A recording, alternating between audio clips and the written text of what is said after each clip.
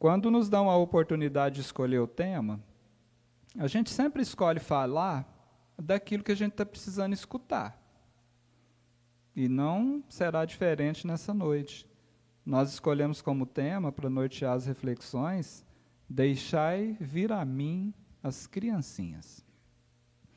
E olha só, normalmente nós escolhemos textos assinados por Chico Xavier, né, pela sua bendita psicografia, né, desses amigos espirituais que trazem essas informações.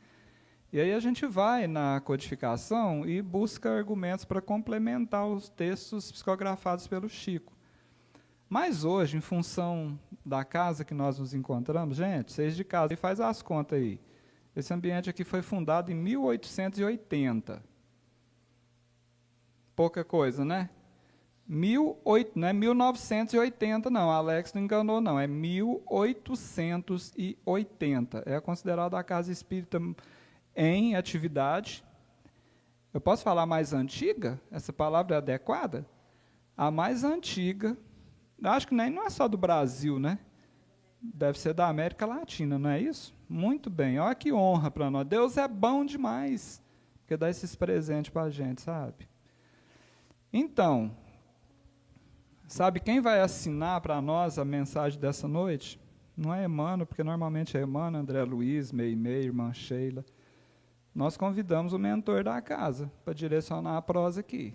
É ninguém menos do que João Evangelista.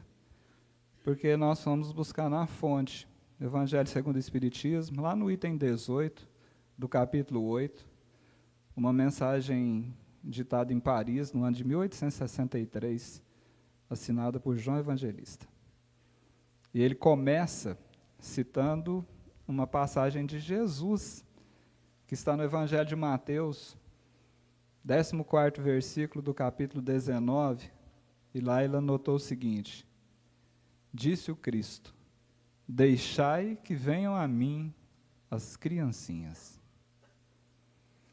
Mas antes de entrarmos diretamente no tema, eu quero pedir licença para vocês. Eu fiz um rascunho aqui, eu tenho hora que eu falo assim, eu fico até meio com vergonha dos trem que eu faço, mas eu faço, que eu dou conta de fazer isso. Eu escrevi uma mini biografia aqui de João Evangelista, e me emocionou tanto, sabe, que eu falei assim, eu preciso compartilhar isso com os amigos lá.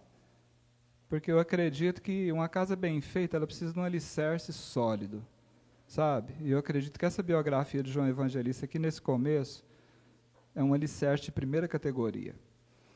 Eu notei o seguinte: João era filho de Zebedeu, Dona Salomé. Zebedeu era considerado assim, um pescador. Eu vou usar a minha linguagem lá do Goiás, viu, gente? Se vocês tiverem alguma dificuldade, vocês estão entendendo? Controlado. Desde novinho, o Joãozinho, né? Ele dava sinal de que tinha um fogo dentro dele, sabe? Aqueles sonhos, um fogo bonito, energia boa. Irmão de Tiago, né? Considerado, chamado de Tiago Maior. Ele estava lá um dia mexendo nas redes, eles pescavam, ajudavam o pai, né? Jesus passou chamando aqueles meninos. Vocês não querem largar a mão de pescar peixe e vir comigo para a gente pescar almas? Eles largaram tudo. Eles não pensaram duas vezes. Largaram as redes para trás, largaram as canoas e aqui atrás de Jesus. Os dois eram tão entusiasmados que Jesus, olha, espia para você ver, né, como diz o povo de Minas Gerais. Às vezes a gente lembra de Jesus pregado na cruz, aquela expressão com o rosto ensanguentado, coroa de espinho na cabeça. Aquilo é uma foto, é um filme. E a gente olha para a foto e acha que a foto é o filme. Jesus não era aquilo ali. Aquilo foi um momento. Jesus era divertido, gente. Pensa nesses espíritos mais adiantados que encarnam entre nós, eles são felizes, né? Bem-humorados. Jesus pôs apelido nesses meninos. Devido ao grau de energia dele, de entusiasmo, Jesus chamou eles de os filhos do trovão. Olha que interessante. Mas João era um rapazinho diferente. Era o mais novinho dos discípulos, né? Dizem os historiadores que ele era o mais quietinho. mas o olhar dele brilhava. Eu coloquei uma imagem aqui para o povo de casa, é só a representação, tá, gente? É lógico que eu não tenho a foto de João Evangelista, mas é só para a gente criar o quadro mental, né? Ele ficou conhecido como o apóstolo do amor. Não é isso, Elmiro? Olha que fantástico. Ele esteve com Jesus nas horas mais marcantes do Evangelho do Cristo, dessa passagem de Jesus aqui. Ele esteve lá nas bodas de Caná, ele acompanhou Jesus na casa de Jairo, no Monte Tabor, e até na cruz ele estava lá. Teve uns que não teve coragem, né? Por as escolhas, eles deram umas escapulidas. Ficou lá firme, do lado de Maria, né? Foi para ele que Jesus falou assim, ó, filho, eis a tua mãe. João cuidou dela como se fosse o filho, linguagem lá do Goiás, sabe? De nascença. Com o mesmo carinho de um filho natural. Após a partida de Jesus, ele seguiu firme no serviço. Ele não abandonou o serviço. Logo após a ascensão de Jesus, né? Quando Jesus veio, chamou a turma para reunir de novo, né? Que eles tinham dado umas escapulidas. Natural de quem ainda está meio cambaleando na fé, né? João seguiu com Pedro, eles foram a Samaria, levar o evangelho, a boa nova, para quem estava com sede, né? Aquela sede de esperança. Mais tarde ele voltou para Jerusalém, trabalhou na Casa do Caminho. Eu costumo dizer que a Casa do Caminho foi o primeiro centro espírita. Né? Ou talvez para alguns que têm outras famílias religiosas, mas que têm informação também, né? A primeira comunidade cristã. Mas o primeiro centro espírita do mundo foi a Casa do Caminho. Lá no alto de uma colina, né? Cercado pela natureza, longe da barulhada, né? Daqueles burburinhos. Ele foi, buscou Maria, levou para lá. E ali, né, eles fizeram momentos para manter viva a lembrança de Jesus. Ali eles criaram um pouso, né, para os desamparados, aquele ambiente em que ficou conhecido como a Casa da Mãe Santíssima. Ali eles ensinavam, né, as verdades do Evangelho para todo espírito de boa vontade que aparecia, buscando essa luz. E como uma mãe e um filho, né, eles iniciaram uma nova era, no que a gente pode dizer assim, de comunidade universal. Porque são referências, eles poderiam ter corrido, ter escondido de medo, né?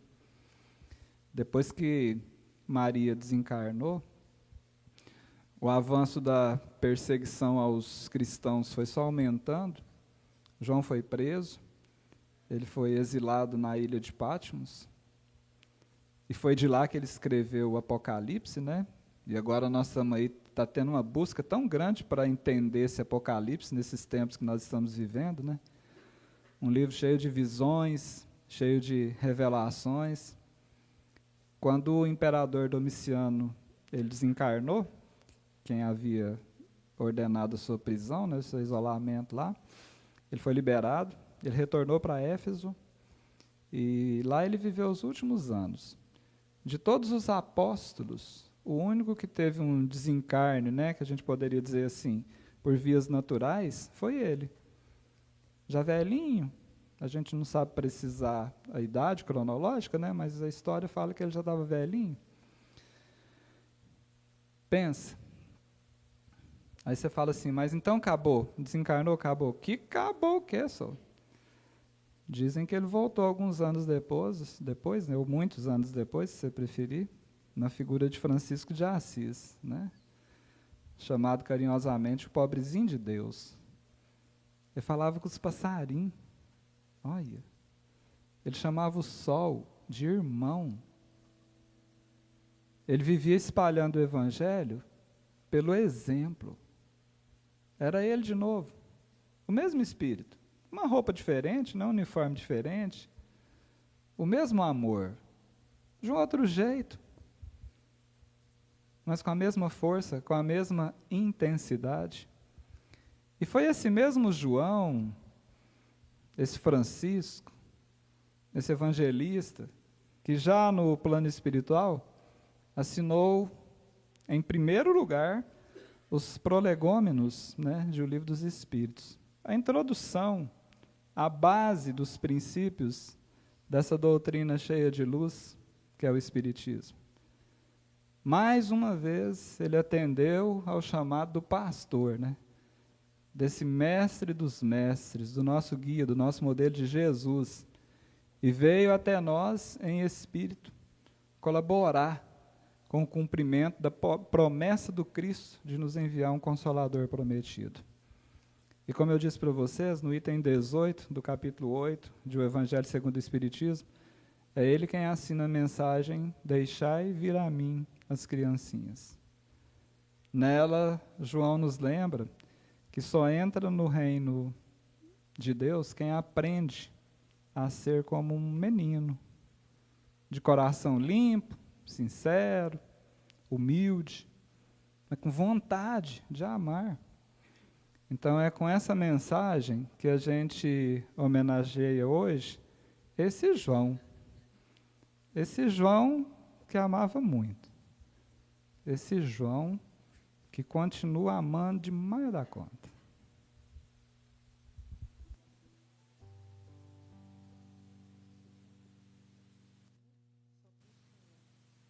Pode deixar, tudo aberto. Abrir. Pode abrir tudo.